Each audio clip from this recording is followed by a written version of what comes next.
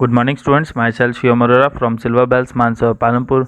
Today I am here for our chapter number 4, the Supreme Court of Class 8, Part 1. अब students हम इस chapter में क्या पढ़ने वाले हैं, सुप्रीम कोर्ट के बारे में पढ़ने वाले हैं। आपने जैसे 7th स्टैंडर्ड में कोर्ट्स के बारे में तो पढ़ा ही होगा, कोर्ट्स एंड देयर इम्पोर्टेंस, जो सेकंड सेम में चैप्टर आता है, चैप्टर नंबर 3 7th में। तो वैसे ही जो आज हम जो पढ़ने वाले हैं वो चैप्टर है सुप्रीम कोर्ट। अब स्टूडेंट्स आपको यहाँ पे जो इमेज देखने मिल रही है, ये किस चीज़ की इमेज है? यहाँ पे जो जजमेंट सुनाया गया, the judgement of the supreme court in the newspaper. हम न्यूज़पेपर में इस तरीके का बेटा एक आर्टिकल छपा हुआ था, वो आपको यहाँ पे बताया गया है।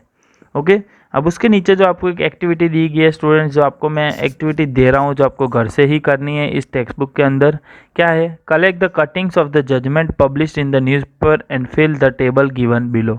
आपको जो कटिंग्स आते हैं जजमेंट के जो न्यूज़पेपर के अंदर, वो आपको वहाँ से कट करने हैं और उसके हिसाब से आपको यहाँ पे टेबल फिलअप करना है।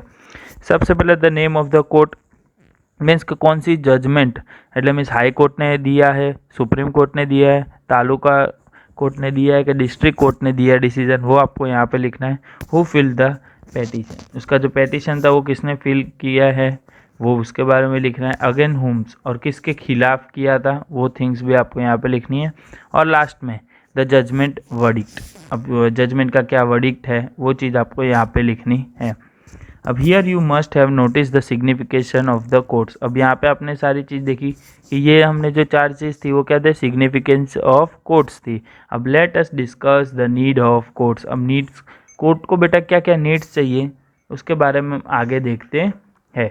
ओके, सबसे पहले रीड एंड थिंक आपको दिया गया यहाँ पे। The law is required for the safety and the welfare of peoples. अब हमें पता है स्टूडेंट्स, लॉ किसके लिए बनाया गया? लोगों की सेफ्टी के लिए और लोगों के अच्छे कामों के लिए बनाया गया है, कि लोगों को कोई मुश्किल ही ना हो, इसलिए बनाया गया। When any citizen or institution break and law, a specific process is followed to the address the issues।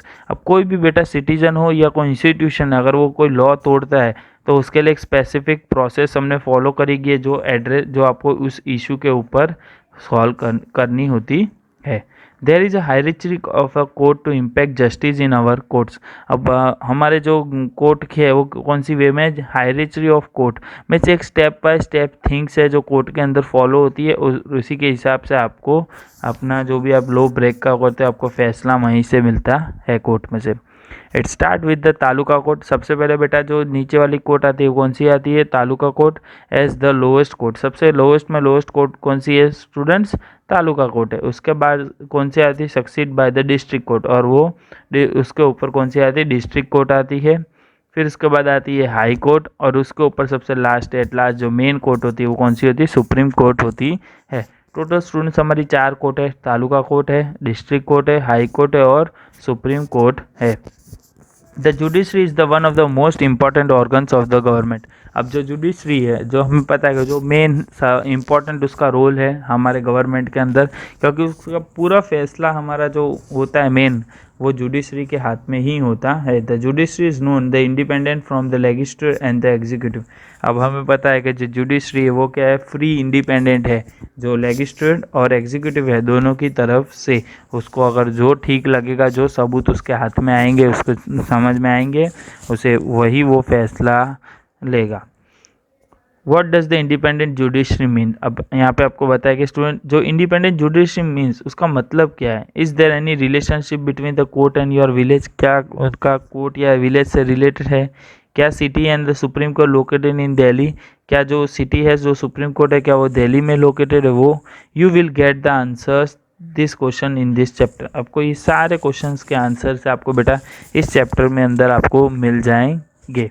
Okay, अब student what is the role of the supreme court? अब हमें पता है, अब सुप्रीम कोर्ट तो है जो मेन हाई, हमारी जो हाई कोर्ट से ऊपर है। जैसे हमारी हाई कोर्ट कहाँ पे है? गुजरात के अंदर, दिल्ली में, सॉरी अहमदाबाद में है। और जो हमारी सुप्रीम कोर्ट है वो कहाँ पे है? दिल्ली में है। Okay, and the supreme court is the highest among all the courts in the nation. अब जो सुप्रीम कोर्ट है वो क्या? हाईएस्ट कोर्ट्स है, सब कोर्ट के ऊपर हो। जैसे अपने बोलते हैं कोई कंपनी का जैसे बॉस होता है, तो वैसे ही अपने कोर्ट का ये बॉस कौन है? सुप्रीम कोर्ट है। It came into the expanse of 28 जनवरी 1950। अब उसका जो एक्सटेंशन मीन्स वो कब बनाई गई थी, 28 जनवरी 1950 को बनाई गई थी। It holds the right of the conferring and the fundamental rights.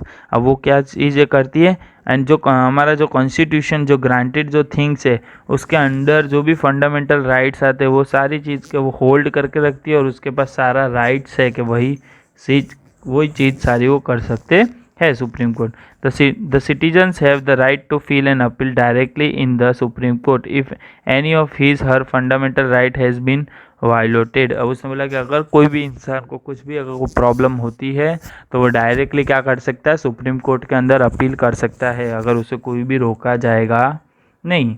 The any citizen or the institution can file a petition in the Supreme Court to available justice in the view of public interest. अब कोई भी citizen है बेटा वो क्या कर सकता है, फाइल जो उसकी पेटिशन की फाइल है सुप्रीम कोर्ट के अंदर वो अपील कर सकता है, उसे कोई भी दखल अंदाजी दिए बिना कोई इसको रोकेगा नहीं।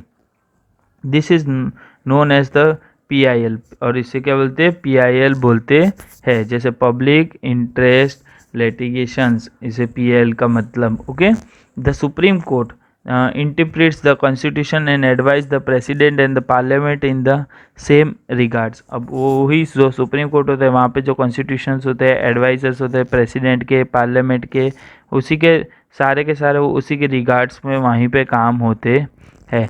It also enjoy the power to review the judgement pass by any of the lower courts. अब वो अगर आपको कोई लोअर के कोर्ट है, जैसे आप तालुका कोर्ट में गए स्टूडेंट्स, अगर आपने वहाँ पे अपना केस फाइल कराया, अगर आपको लगता है कि वो जो भी उस जज ने डिसीजन दिया है वो परफेक्ट नहीं है, वो रॉन्ग है, तो आप अपना वापस से केस ये वाला सुप्रीम कोर्ट के अंदर फाइल कर सकते हो। बट एट लास्ट जो सुप्रीम कोर्ट का फैसला होगा वही फैसला मेन गिना जाएगा। इट ऑल्सो फिर उसके बाद the supreme court solve the distributes between the citizen and the government, between the state and the between the centre and the states.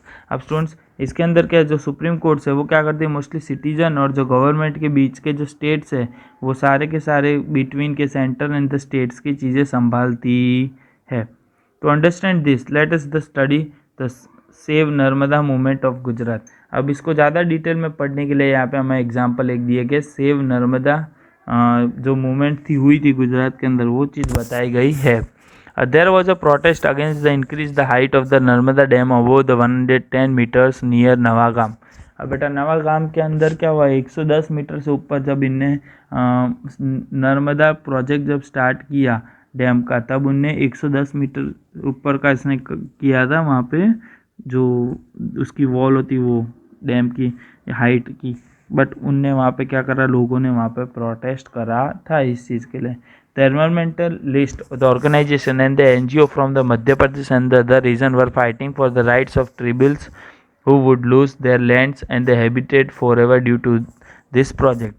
अब उसके वजह से जो लोगों के पास स्टूडेंट NGO थे मध्य प्रदेश में, जो ऑर्गेनाइजेशन थे, जो एनवायरमेंटलिस्ट थी मध्य प्रदेश की, ये सारे लोगों ने मिल के क्या करा, जो लोग थे जिनकी ज़मीनें वहाँ पे थी, जो ज़मीन अगर पानी छोड़ने पे क्या होता, ज़मीनें बिगड़ जाती, अगर लोगों की बहुत सारे लोगों का नुकसान होता, उसके वजह से ये प्रोटेस्ट हुआ था।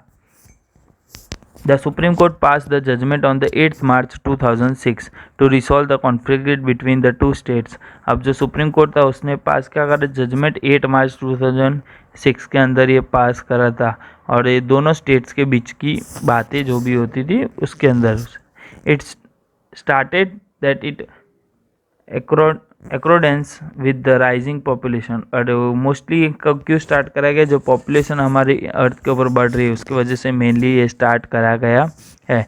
It was necessary to carry out this project, और ये चीज़ जो कैरी आउट करने के लिए क्या एकदम इम्पॉर्टेंट प्रोसेस था जिसे करनी थी। There was a it was necessary to carry out this project, and there was a possibility of positive development in the environmental and benefits to the Gujarat and the Madhya Pradesh will get water and the expansion of desert should be kept under control। अब यहाँ पे जो main things थे बेटा, जो हमारे जो पानी और ये सारा जो सॉल्यूशन था वो इजीली कवर अप हो सकता था ओके। और इनमें डेवलपमेंट, इन्वायरमेंट का डेवलप भी बहुत हो सकता था, जो लिविंग बींग्स का डेवलपमेंट है वो भी बहुत होता, और जो सारे बेनिफिट्स थे अलग अलग वो भी उन्हें वहाँ पे मिलते। Okay. And the Sardar Sarovar योजना, और मोस्टली इनको कहाँ पे लाइव ड्यू टू जो सरदार सरोवर योजना है उसके अंदर ये लाइव हुए थे।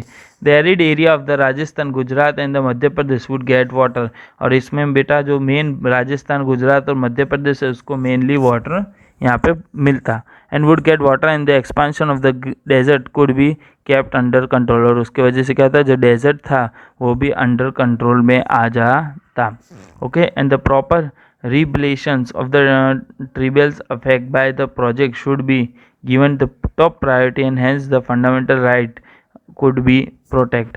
अब यहाँ पे बेटा बताया गया जो प्रॉपर थिंग्स है अगर आप उसे अच्छे से करते हो तो आपको उसका क्या होगा, प्रोटेक्शन भी मिलेगा, साथ में टॉप प्रायोरिटी भी जाओगे आप, और अगर आप नहीं करते हो तो उसके फंडामेंटल राइट्स क्या होंगे, आपको प्रोटेक्ट करेंगे नहीं, और आप अंडर प्रोटेक्शन के विदाउट ही आपको कुछ प्रॉब्लम होगी। अब यहाँ पे जो नर्मदा डैम का आपको प्रोजेक्ट दिया गया है उसके फ़ोटो है।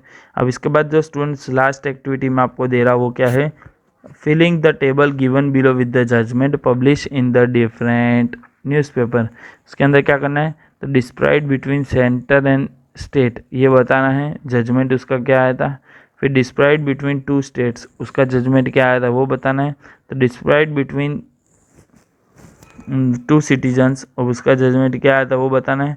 एंड डिस्प्राइड बिटवीन 5 एंड गवर्नमेंट, उसका डिसीजन हमें, distribute between the person and the government, उसका जजमेंट हमें बताना है। And the distribute between a person and an institution, उसका भी जजमेंट हमें बताना है। ओके स्टूडेंट्स, आज के लिए हम इतना ही रखते हैं पार्ट 1 के अंदर द सुप्रीम कोर्ट के लिए। इसका जो सेकंड पार्ट है वो मैं आपको बाद में नेक्स्ट पीरियड में भेजूंगा। Okay, thank you students.